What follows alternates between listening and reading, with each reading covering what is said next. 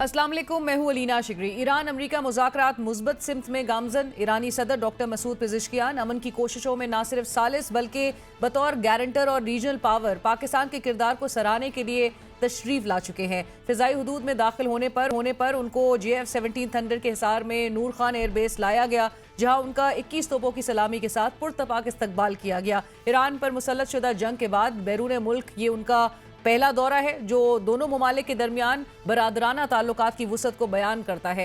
ईरानी media के मुताबिक ईरानी सदर ने पाकिस्तान रवानगी से कबल कहा था कि मकसद पाकिस्तान को सराहना है और अमरीका के साथ मुआहदे पर अमल दरामद का जायजा लेना है। वज़ीर-ए-आज़म शहबाज शरीफ साहब का कौमी असम्बली इजलास में इज़हार ख्याल कहना था कि खित्ते में अमन, इस्तेहकाम और इलाकाई ताउन के फ़रोग़ के लिए पाकिस्तान फ़ाल किरदार अदा कर रहा है। आइंदा 60 रोज़ में अमरीका और ईरान के माबैन मफ़ाहमती याददाश्त मुस्तकिल और देरपा मुआहदे की शक्ल इख्तियार कर सकती है। जबकि इधर अपोजिशन के शोर शराबे में कौमी असम्बली से वफाकी बजट की मंजूरी ले ली गई। अपोजिशन की जानिब से हुकूमत पर जाली मैंडेट और फॉर्म 47 के ताने भी कसे गए, जिसका जवाब देते हुए वज़ीर-ए-आज़म साहब का कहना था कि बात निकली तो दूर तलक जाएगी। तहकीकात का शौक है तो 2018 से शुरू करते हैं। क्या उन जादूगिरी नहीं हुई, बक्से नहीं भरे गए? अगर वो हुकूमत जायज़ है तो फिर ये हुकूमत भी जायज़ है। उन्होंने कहा ये इलिजिटिमेट गवर्नमेंट है। 2018 के इलेक्शन उठा के देख लें, अगर वो लेजिटिमेट गवर्नमेंट है तो ये भी लेजिटिमेट गवर्नमेंट है। आज का तो 2018 से शुरू करते हैं, उसके बाद 2024 के इलेक्शन में भी हम आ जाते हैं। तो जनाब स्पीकर, बात निकली तो बहुत दूर तक जाएगी।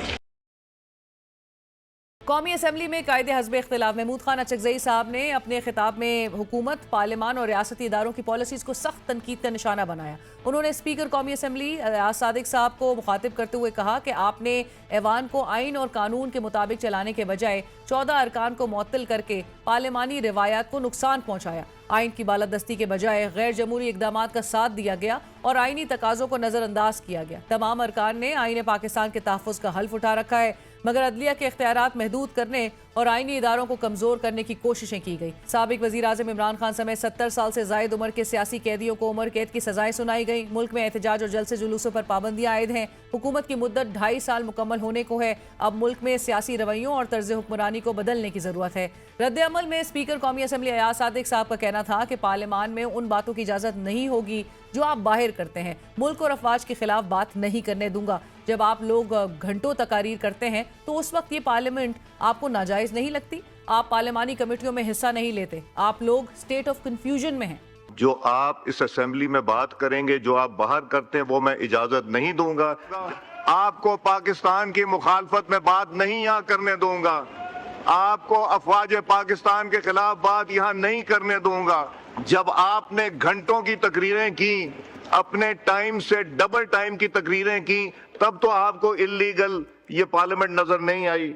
आप कमेटियों में नहीं बैठते, आपने खुद ये जगहें छोड़ी हुई हैं। आप स्टेट ऑफ कंफ्यूजन में हैं। हमें ज्वाइन कर रहे हैं फॉर्मर एम्बेसडर मुनीर अकरम साहब। मुनीर साहब अस्सलाम वालेकुम, बहुत शुक्रिया प्रोग्राम में ज्वाइन करने के लिए। मुनीर साहब, like I mentioned, Irani president is in Pakistan और इस वक्त इस्लामाबाद की तमाम सड़कों पे ईरानी परचम और जिस तरह से उनका पुरतपाक इस्तकबाल किया गया, पाकिस्तान के रोल को मुनीर साहब एज अ मीडिएटर और इसके साथ साथ ही एक गारंटर और एक रीजनल पार्टनर के तौर पर आप इस पूरे तनाजुर में स्विट्ज़रलैंड मुज़ाकरात के बाद आप किस तरह से इवॉल्व होते हुए देख रहे हैं? जी, पहली चीज़ तो हमारी जो सिफारतकारी है उसकी बहुत कामयाबी रही है इस मीडिएशन में, और पूरी दुनिया में तारीफ है। और इस रोल के तहत हमारे ताल्लुकात ईरान के साथ भी मेरे ख्याल में बहुत बेहतर हो गए हैं और होंगे।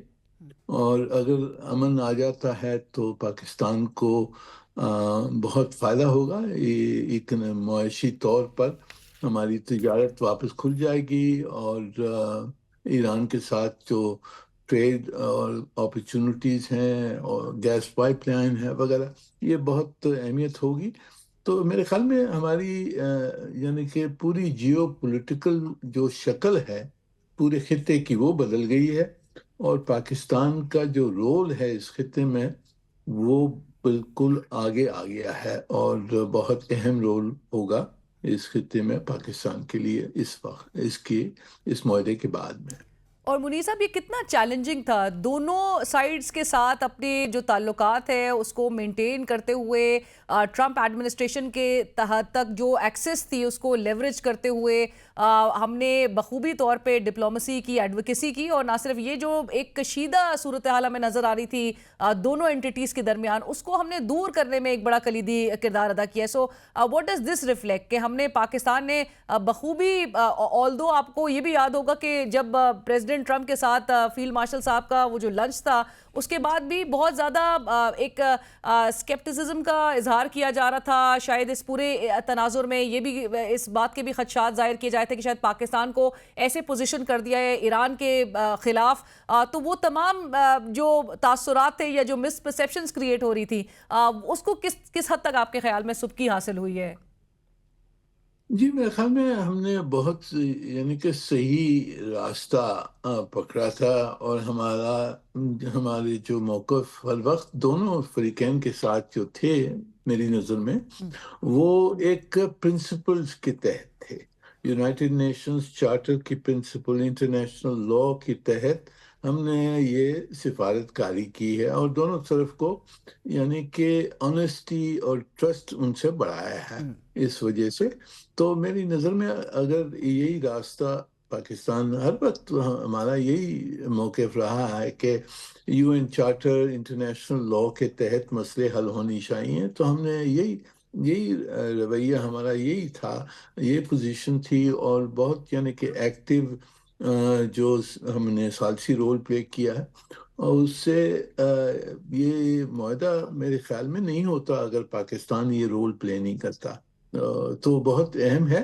پر آگے بھی ہمیں جو اب مذاکرات ہو رہے ہیں، جو پروسیس اب شروع ہوا ہے جنیوا میں، جی، اس پروسیس کو بھی راستے پہ رکھنے کے لیے ہم نے وہی کردار، یہ ہمارا ہونا چاہیے، ایک آن گوئنگ ہوگا۔ ہمارا کردار نظر آئے گا۔ منیر صاحب، ایران بظاہر اب انٹرنیشنل اٹامک انرجی ایجنسی کے انسپیکٹرز کی دوبارہ تعیناتی پر بھی راضی ہو گیا ہے، اور جس کی طرف گزشتہ روز امریکی نائب صدر جے ڈی وینس نے بھی اشارہ کیا، تو اب سوئٹزرلینڈ مذاکرات کے ابتدائی راؤنڈ کے بعد ایرانی قیادت کا جو مائنڈ سیٹ ہے وہ آپ کو کیا دکھائی دے رہا ہے، اور وہ ڈومیسٹکلی اب کس طرح سے آپریٹ کرتی نظر آ رہی ہے؟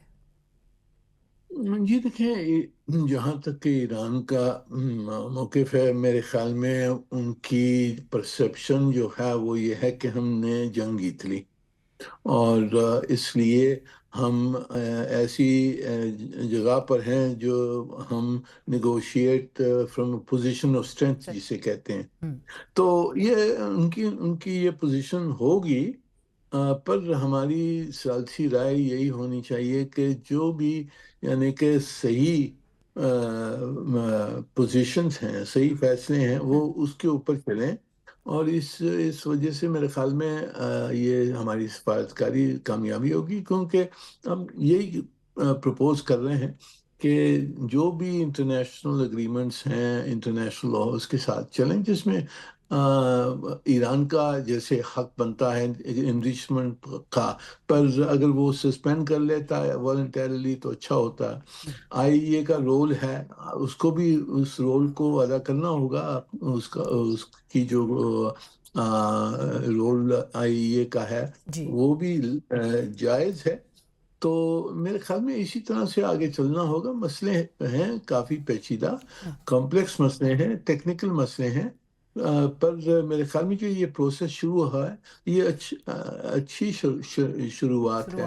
رائٹ، بٹ منیر صاحب، آپ کے خیال میں کیونکہ 60 روز تک اب تمام نظریں مرکوز رہیں گی ایک حتمی ڈیل کے حصول کے حوالے سے، اور آپ کو یہ بھی یاد ہوگا کہ برگن اسٹاک میں جو مذاکرات ہو رہے تھے تو اس دوران بھی امریکی صدر کی جانب سے جب سائملٹینیسلی تھریٹس آ رہی تھی، تو اس پر بھی ایک بات جو سامنے آئی وہ یہ تھی کہ ایرانی قیادت وہ پرہیپس مذاکرات جاری رکھنے سے انکار انہوں نے ایک وقت میں کر دیا تھا۔ سو آپ کے خیال میں منیر صاحب وہ کون سے نکات ہونے چاہیے کہ جو دونوں سائڈز کو اوائڈ کرنے کی ضرورت ہے in order to see a successful implementation of this deal؟ جی، میری نظر میں دیکھیے دونوں فریقین جو ہیں ان کی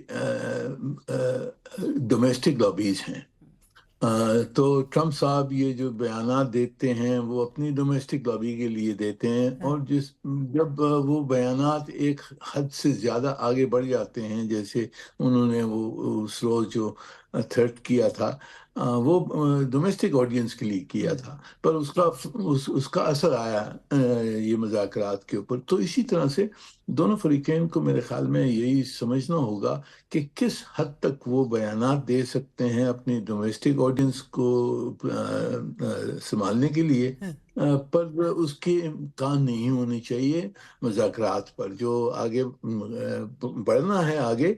تو پوزیشنز جو ان کی ہیں، پبلک پوزیشن جو ہوتی ہیں، ڈیکلریشن بیانات جو ہوتی ہیں، ان کو بھی ایک حد سے آگے نہیں ہونا چاہیے، کیونکہ پھر مذاکرات ٹوٹ سکتے ہیں۔ رائٹ، تو یہی ہماری رائے ہونی چاہیے۔ رائٹ۔ اور منیر صاحب، آخری سوال، چونکہ انٹرنیشنل پبلیکیشنز اس حوالے سے ٹائم اینڈ اگین لکھتی بھی آئیں، گزشتہ روز بھی نیو یارک ٹائمز کی رپورٹ تھی کہ ڈونلڈ ٹرمپ نے ایران کے ساتھ تقریباً 4 ماہ تک وہ جو ان کے آبجیکٹیوز تھے اس تنازع میں، جو وہ تبدیلی لانا چاہتے تھے، وہ نہیں لے کر آ سکے۔ سو ڈونلڈ ٹرمپ جو ہے وہ اس کے حوالے سے بڑا اظہار بھی کرتے ہوئے اور اس پہ ایک لیش آؤٹ بھی کرتے ہوئے دکھائی دیتے ہیں، but how costly has this been, ایک اس وار میں ٹریپ ہو جانا اسرائیل کی بہشت پہ، اور پھر جو اب مڈ ٹرم الیکشنز ہے جس میں ان کی پاپولیرٹی کافی زیادہ امپیکٹ ہوئی، تو آپ کو لگتا ہے that will again cost am very ہیوجلی؟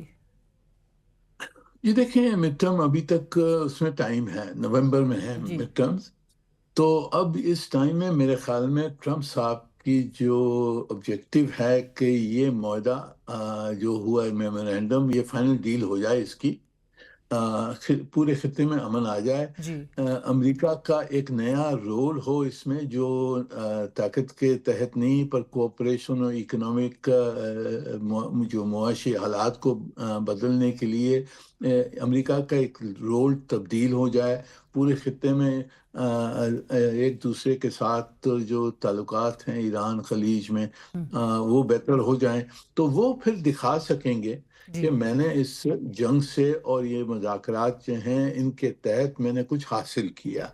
کچھ حاصل کرنے کے لیے ان کو بہت ضروری ہے مڈ ٹرم، اب جنگ تو نہیں جیت سکے تو اب ڈپلومیسی میں وہ جیتنا چاہتے ہیں، کہ میں دکھانا چاہتے ہیں کہ میں نے کچھ حاصل کیا اس جنگ کے بعد۔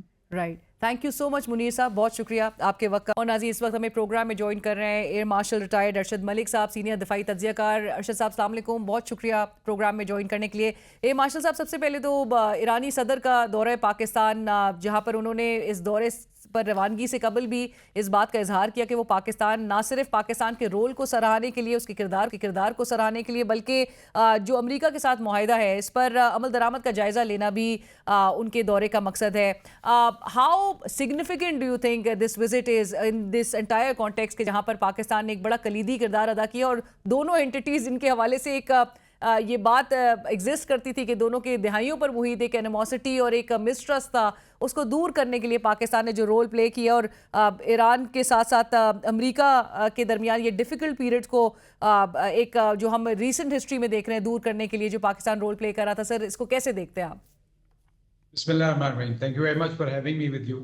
دیکھیں، پاکستان نے جو فعال ثالثی اور رابطہ کاری کا مظاہرہ کیا ہے، پاکستان اب الحمدللہ ایک ہمسایہ ہی نہیں بلکہ ایک علاقائی توازن قائم کرنے والا ملک بن کے سامنے آ رہا ہے، اور ہم نے یہ میسج دیا ہے کہ that we are not only for having the weapons, اور we are not the only country who can even defeat India جیسی پاور کو ہم شکست الحمدللہ اللہ کے فضل سے نہیں دے سکتے، بلکہ ہم امن استحکام اس کے دائی ہیں، اور ہم یہ چاہتے ہیں کہ اس ریجن میں پوری طرح سے امن قائم رہے۔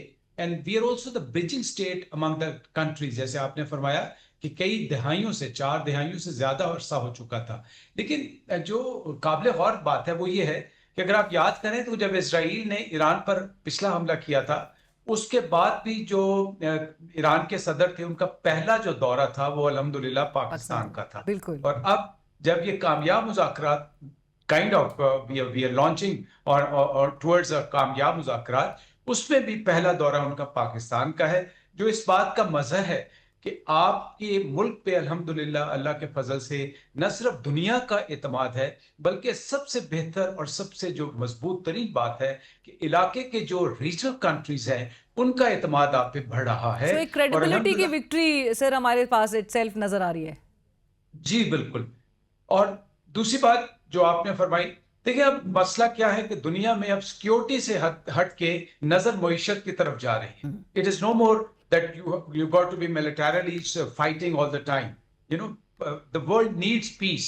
خلیجی ملک خاص طور پہ جو خطرناک ترین یہ حصہ بنتا ہے آفٹر انڈو پاک، اس خطے میں اسرائیل کی ہیجمنی اور صہیونی سوچ کی وجہ سے جو سیکیورٹی رسک تھے، اب لوگوں نے یہ ریئلائز کر لیا ہے کہ nobody can guarantee them. اگر امریکہ جیسی پاورفل اسٹیٹ بھی آ جائے تو امن اس طرح قائم نہیں ہوتا.